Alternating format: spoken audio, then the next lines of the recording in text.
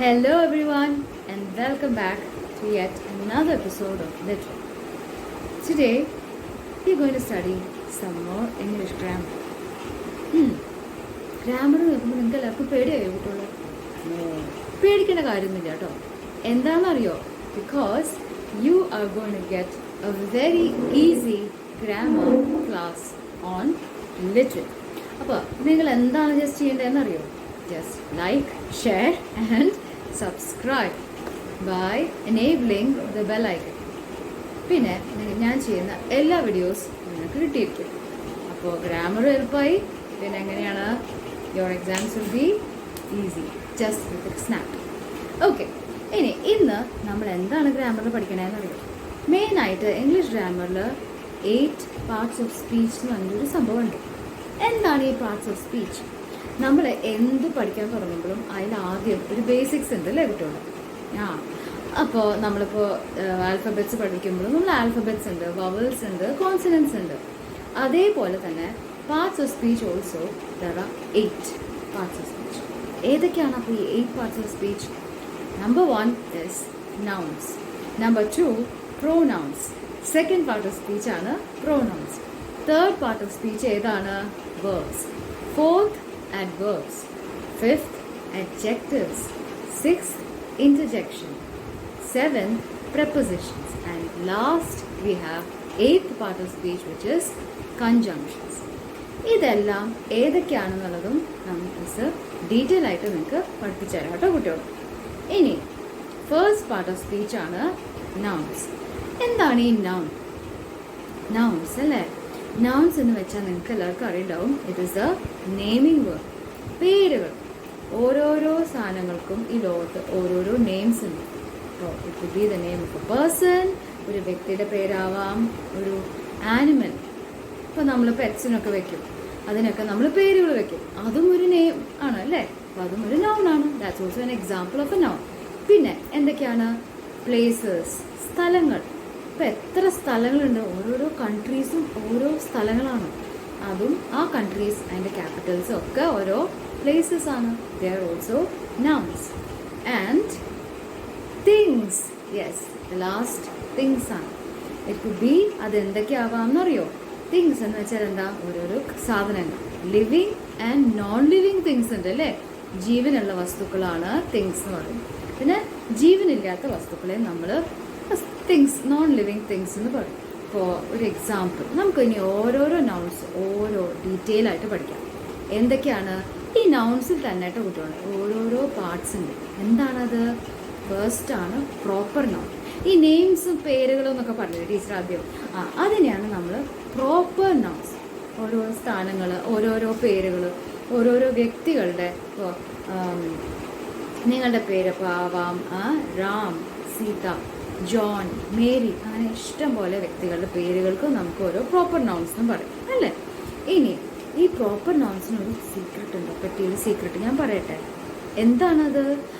നമ്മളിപ്പോൾ ഓരോ പ്രോപ്പർ നൗൺസും നമ്മൾ നമ്മളുടെ നോട്ട്ബുക്കിലോ എക്സാമിലോ ഒക്കെ എഴുതുമ്പോൾ ഈ പ്രോപ്പർ നൗൺസ് നമ്മൾ എപ്പോഴും ഒരു റൂൾ ഫോളോ ചെയ്യും. എന്താണത്? Yes, you have to write it with a capital letter. ആ നെയിം സ്റ്റാർട്ട് ചെയ്യണമെന്ന് ആ ഫസ്റ്റ് ലെറ്റർ മാത്രം കേട്ടോ. ആ ലെറ്റർ മാത്രം നമ്മൾ ക്യാപിറ്റൽ ലെറ്റർ എഴുതും. ഫോർ എക്സാമ്പിൾ റാം എന്നുള്ള പേര്. ഈ റാം എന്നുള്ള പേരിൽ ഫസ്റ്റ് ലെറ്റർ ഏതാണ്? ആർ അല്ലേ? അപ്പം ആർ മാത്രം നമ്മൾ ക്യാപിറ്റൽ ലെറ്റർ എഴുതും. ഓക്കെ, മനസ്സിലായോ? യെസ്. ഇനി വേറൊരു എക്സാമ്പിൾ ഫോർ പ്രോപ്പർ നൗൺ എന്തൊക്കെയാണെന്ന് അറിയോ? It is places, countries. Places എന്ന് പറയുമ്പോൾ എന്താണ്? ഓരോരോ സ്ഥലങ്ങൾ. ഓക്കെ, ഇപ്പോൾ രാജ്യങ്ങളും നമ്മളിതിൻ്റെ കൺട്രീസും നമ്മൾ പ്രോപ്പർ നൗൺസിൻ്റെ ലിസ്റ്റ് എക്സാമ്പിളായിട്ട് പറയാം. ഇപ്പോൾ ഇന്ത്യ, നമ്മൾ താമസിക്കുന്ന കൺട്രി ഏതാണ് കുട്ടികളെ? It is India. ഇന്ത്യയും ഫസ്റ്റ് ലെറ്റർ എന്താണ്? I. So the first letter will also start with a capital letter. നിങ്ങൾ എവിടെയും നമ്മൾ ഈ names of countries, proper nouns അല്ലെങ്കിൽ നിങ്ങളുടെ പേരുകൾ ഒരിക്കലും സ്മോൾ ലെറ്ററിൽ എഴുതരുത്. എക്സാമിനോ നിങ്ങളുടെ നോട്ട്ബുക്കിലോ നിങ്ങളുടെ നെയിം സ്ലിപ്പിൽ പോലും നിങ്ങൾ ഒരിക്കലും സ്മോൾ ലെറ്ററിൽ എഴുതും. You should always write your name starting with a capital letter. Okay, yes. ഇനി വേറൊരു നൗണിൻ്റെ എക്സാമ്പിൾ എന്താണ്? Yes, names of places, names of people and names of ഒരുപാട് വേറെ കുറേ തിങ്സ് നിങ്ങൾക്ക് അറിയാം അല്ലേ. ഇപ്പോൾ ആനിമൽസ്, നിങ്ങൾക്ക് പെറ്റ്സ് ആയിട്ട് ആനിമൽസിനൊക്കെ നിങ്ങൾക്ക് പേര് വയ്ക്കും അല്ലേ. അവരെയും നമ്മൾ ചിലപ്പോൾ ആ നെയിംസും നമ്മൾ ക്യാപിറ്റൽ ലെറ്റർ ഇടും. ഇനി അനദർ എക്സാമ്പിൾ ഏതാണെന്നറിയോ? Common noun. ഇനി അടുത്ത നൗണിൻ്റെ കാറ്റഗറി ഇതാണ് കോമൺ നൗൺ. അപ്പോൾ കോമൺ നൗണിൻ്റെ എക്സാമ്പിൾസ് എന്തൊക്കെയാണ് കുട്ടികളെ? It could be anything. ഇപ്പോൾ what am I holding in my hand? Can you see? Yes, this is a pen. This is a pen. So pen is perfect example of a common noun. Okay, ഇതാണ് common noun example. ഇനി second example എന്താണത്? കാണാൻ പറ്റുന്നുണ്ടോ? Yes കുട്ടി, ഇതാണ് a diary. ഇപ്പോൾ diary എന്ന് പറയുമ്പോൾ എന്താണ്? It is a book. So this is also common noun example ആണ്. Okay, so anything that is living, അപ്പോൾ നിങ്ങൾ കോമൺ ആയിട്ട് കാണുന്ന tree, pencil, plants, these are all house. ഇതൊക്കെ ടേബിൾ, ചെയർ, നിങ്ങൾ പഠിക്കാനിരിക്കുന്ന ടേബിളും ചെയറും all are examples of common nouns. Common noun ഇതുപോലെ നമ്മൾ ക്യാപിറ്റൽ ലെറ്റർ ഒന്നും എഴുതേണ്ട ആവശ്യമില്ല കേട്ടോ. You can start writing with small letters. അങ്ങനെ ഒരു റൂളോ അങ്ങനെ സ്ട്രിക്റ്റ് റൂൾസോ ഒന്നുമില്ല. അപ്പോൾ കോമൺ നൗൺ നമുക്ക് എങ്ങനെ വേണമെങ്കിലും എഴുതാം. പക്ഷേ സെൻറ്റൻസസ് സ്റ്റാർട്ട് ചെയ്യുമ്പോൾ തുടങ്ങുമ്പോൾ മാത്രം നമ്മൾ ആ ലെറ്റർ കോമൺ നൗൺ ആണെങ്കിൽ നിങ്ങളത് ക്യാപിറ്റൽ ലെറ്റർ കൊണ്ട് സ്റ്റാർട്ട് ചെയ്യണം. ഓക്കെ, ഇത് മാത്രമേ ഒരു റൂളുള്ളൂ. Okay, I hope you got it. ഇനി the third example for nouns എന്താണ്? It is abstract noun. Abstract noun എന്ന് പറയുമ്പോൾ എന്താണ്? ഇതിൻ്റെ പെർഫെക്റ്റ് എക്സാമ്പിൾ നമുക്ക് പറയാം. എന്താണെന്ന് അറിയാം? നമുക്ക് ഫീലിങ്സ്, അതൊരു എക്സാമ്പിളാണ്. ഫീലിങ്സ് എന്ന് പറയുമ്പോൾ എന്താണ്? നമുക്ക് ടച്ച് ചെയ്യാനോ കാണാനോ പറ്റില്ല, നമുക്കത് ഫീൽ ചെയ്യാനേ പറ്റുള്ളൂ. അപ്പോൾ എന്തൊക്കെയാണ് അതൊരു ആബ്സ്ട്രാക്ട്? കാണാൻ പറ്റില്ല, ടച്ച് ചെയ്യാൻ പറ്റില്ല, പക്ഷെ നമുക്കതൊരു ഫീൽ ചെയ്യാൻ പറ്റും അല്ലേ. ഇപ്പോൾ ഇമോഷൻസ് ഫീൽ ചെയ്യാന്ന് വെച്ചാൽ എന്താ അതിൻ്റെ മീനിങ്? നമുക്കതൊരു വേദന, ഇപ്പോൾ സങ്കടം. ഒരു കുട്ടികളൊക്കെ കരയുന്നില്ല, എന്നെ ഒരാൾ പഠിച്ചു, എൻ്റെ സ്കൂളിലൊരു കുട്ടി എന്നെ പിച്ചി, എന്നെ വഴക്ക് പറഞ്ഞു, എൻ്റെ ടീച്ചർ എന്നെ വഴക്ക് പറഞ്ഞു എന്ന് പറഞ്ഞാൽ കുട്ടി ഇങ്ങനെ കരയും കേട്ടോ. അയ്യോ എന്നെ കരയും. കരഞ്ഞു അതെന്താ സങ്കടമായിട്ടാണല്ലേ, നമുക്കതൊരു തോന്നലാണ്. അയ്യോ, നമുക്കത് ആർക്കെങ്കിലും അത് വേറൊരാൾക്ക് നമുക്ക് പറയാൻ പറ്റുമോ? ഇല്ല അല്ലേ. ഇപ്പോൾ എനിക്കും തോന്നണ വിഷമം, സന്തോഷം, ഹാപ്പി. ഇപ്പം എൻ്റെ എക്സാം കഴിഞ്ഞു, എനിക്ക് റിസൾട്ട് വന്നു, എനിക്ക് എല്ലാ സബ്ജക്ട്സിലും A+ ഗ്രേഡ് കിട്ടി. അപ്പം എന്താണ് നമുക്ക് തോന്നുക? വാവ്, എനിക്ക് A ഗ്രേഡ് കിട്ടി. പിന്നെ സ്നേഹം, ലവ്, അതൊക്കെ എന്താണ്? ഇന്ന് മിസ് ഇട്ടിരിക്കുന്ന ഡ്രസ്സിൻ്റെ കളർ ശ്രദ്ധിച്ചോ കുട്ടികളെ നിങ്ങൾ? Yes, it is pink. Pink എന്ന് പറയുന്നത് എന്തിൻ്റെ കളറാണ് നമ്മൾ റെപ്രസെൻറ്റ് ചെയ്യണമെന്ന് അറിയോ? എന്താണത് കാണിക്കുന്നത്? Yes, my shawl is, can you see? This is the colour pink. അപ്പോൾ it is the colour of love. ഹാർട്ടിൻ്റെ കളറാണ്, സ്നേഹത്തിൻ്റെ കളറാണ്. Okay, yes, this is the color love. I hope you can see. This is what I have to all my subscribers. So നിങ്ങൾ ഇത് മാത്രം ചെയ്താൽ മതി. Like, share and subscribe to ലിറ്ററേ.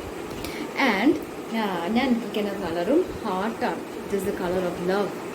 പിന്നെ അത് നമുക്ക് ഫീൽ ചെയ്യാനേ പറ്റും, നമുക്കത് തോന്നലാണല്ലേ. പിന്നെ വേറെ ആരോടും പറഞ്ഞറിയിക്കാൻ പറ്റുമോ? ഇല്ല.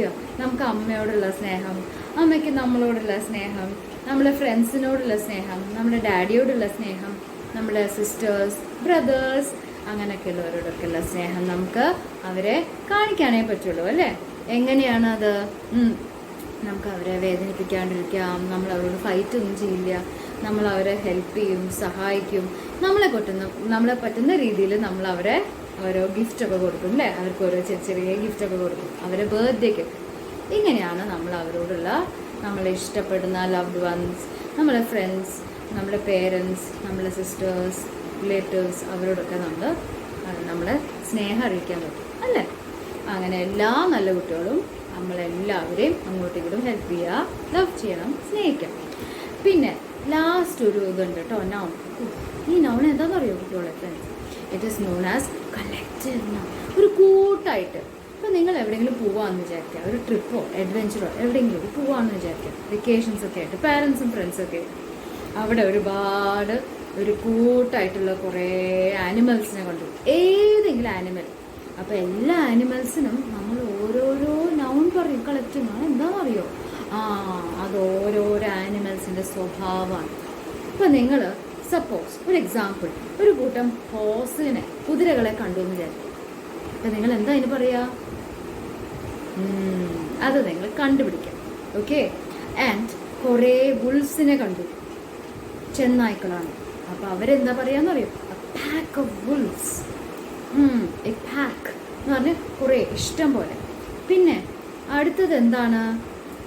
ഒരുപാട് ജിറാഫുകളൊക്കെ കണ്ടു എന്ന് വിചാരിക്കാം. ഏറ്റവും ഹൈറ്റുള്ള ജീവി ഏതാണ്? Giraffe. I so A group of giraffes എന്ന് പറഞ്ഞു അല്ലേ.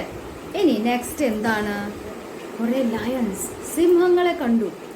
കുറേ ഈ സിംഹത്തിനൊരു പ്രത്യേകതയുണ്ട്. ഈ സിംഹം എന്ന് പറഞ്ഞ ആള് അത്ര ചില്ലറക്കാരനല്ല കേട്ടോ. അതെന്താ കാരണം? വൈ? ബിക്കോസ് ലയൺ എന്ന് പറയുന്നത് is the king of the jungle. King, രാജാവൊക്കെ എങ്ങനെയാണ്? ഈ രാജാവൊക്കെ സാധാരണ തലയൊക്കെ താഴ്ത്തി നാണൊക്കെ ആയിട്ടാണോ വരിക? അല്ല അല്ലേ. ഫോറസ്റ്റിലൊക്കെ രാജാവ് തലയൊക്കെ ഉയർത്തി ഭയങ്കര മജസ്റ്റിക്, ഒരു റോയൽ ലുക്കൊക്കെ ആയിട്ടാണ്, പ്രൗഡായിട്ടാണ് വരിക അല്ലേ. അപ്പോൾ ഈ പ്രൗഡ് എന്നുള്ളതിൻ്റെ വേർഡ് എങ്ങനെയാണ് നമ്മൾ ലയൺസിനെ നമ്മൾ സിഗ്നിഫൈ പറയുക? കളക്ട് ചെയ്യുമ്പോൾ ഒരുപാട് ലയൺസ് വരുമ്പോൾ എന്താ നമ്മൾ വിളിക്കാന്നറിയോ? A pride of lions, a pride. ഇനി വേറൊരു ഇതാണ് കീസ്. നമ്മുടെ വീട്ടിൽ എപ്പോഴും കീസ് ഉണ്ടാവും അല്ലേ, താക്കോലുകളൊക്കെ ഉണ്ടാവും. അപ്പോൾ എവിടെയെങ്കിലും പോകുമ്പോൾ അമ്മ എന്താ ചെയ്യുക? അമ്മമാരെയില്ലല്ലേ, താക്കോല് കിച്ചൻ്റെ താക്കോല്, വീടിൻ്റെ താക്കോല്, ഓരോരോ റൂമിൻ്റെ ഒക്കെ കീസൊക്കെ അമ്മയാണ് സൂക്ഷിച്ചു വയ്ക്കുക അല്ലേ, അമ്മമാർ. അപ്പോൾ അതിനെന്താ പറയുക? A bunch of keys. Okay. ഇനി വേറൊരു എക്സാമ്പിൾ ടീച്ചർ പറയാം. ഇപ്പോൾ നിങ്ങൾ ഓരോ ഫങ്ഷൻസിനൊക്കെ പോയെന്ന് വിചാരിക്കുക, അല്ലെങ്കിൽ നിങ്ങളുടെ തന്നെ സ്കൂളിൽ ആനുവൽ ഡേ പ്രോഗ്രാം ഉണ്ട്. അപ്പോൾ ചീഫ് ഗസ്റ്റ് ആയിട്ട് ആരെങ്കിലുമൊക്കെ വരുമല്ലോ അല്ലേ. സെലിബ്രിറ്റി ആവാം, ഏതെങ്കിലും ഫേമസ് റൈറ്റേഴ്സ് ആവാം. നിങ്ങൾ അങ്ങനെ സ്കൂളിലൊക്കെ വിളിക്കാറുണ്ട്. അവർക്കൊക്കെ ആദ്യം നിങ്ങൾ എങ്ങനെയാണ് സ്റ്റേജിലേക്ക് ഇൻവൈറ്റ് ചെയ്യുക? വെറുതെ ആണോ ഇൻവൈറ്റ് ചെയ്യുക? No, you always give them കുറച്ച് ഫ്ലവേഴ്സൊക്കെ കൊടുക്കും അല്ലേ. ഫ്ലവേഴ്സൊക്കെ കണ്ടിട്ടുണ്ടാവും അല്ലേ, കുട്ടികളിങ്ങനെ സ്റ്റേജിൽ പോകുമ്പോൾ ഓരോ കുട്ടികളൊക്കെ കൊണ്ടുപോയി ഫ്ലവേഴ്സൊക്കെ, പൂക്കളൊക്കെ ഒരു ഇതായിട്ട് ഇങ്ങനെ കൊടുക്കും, ഒരു ബഞ്ചായിട്ട് ഇങ്ങനെ പൊതിഞ്ഞ് ഇങ്ങനെ ഭയങ്കര ഭംഗിയുള്ള ഗ്ലിറ്റർ പേപ്പറിനും കടലാസിലൊക്കെ പൊതിഞ്ഞ് കൊടുക്കും. അതിനെന്താ വിളിക്കാന്നറിയോ? Yes, it is known. Okay, പറഞ്ഞുതരാം. അതറിഞ്ഞില്ലെങ്കിൽ it is known as a bouquet of flowers. ഈ വേർഡ് ബൂക്കേ എന്ന് പറയുന്നത് എങ്ങനെ നമ്മൾ എഴുതാം? BOUQUET അല്ലേ? No, the correct spelling is not bucket, it is a bouquet. Got it? Yes. ഇനി നിങ്ങൾ കൂടുതൽ വീഡിയോസ്, നിങ്ങൾക്ക് കൂടുതൽ ഗ്രാമറിനെ കുറിച്ച് അറിയണമെന്നുണ്ടെങ്കിൽ, and for the rest of the parts of speech I will be uploading in my further videos. Okay, ഞാൻ ഇനി വരുന്ന അടുത്ത വീഡിയോസിൽ ഞാൻ ചെയ്യുന്നതായിരിക്കും. And till now, take care, do like, share and subscribe to Ritwin. Stay tuned and enjoy learning.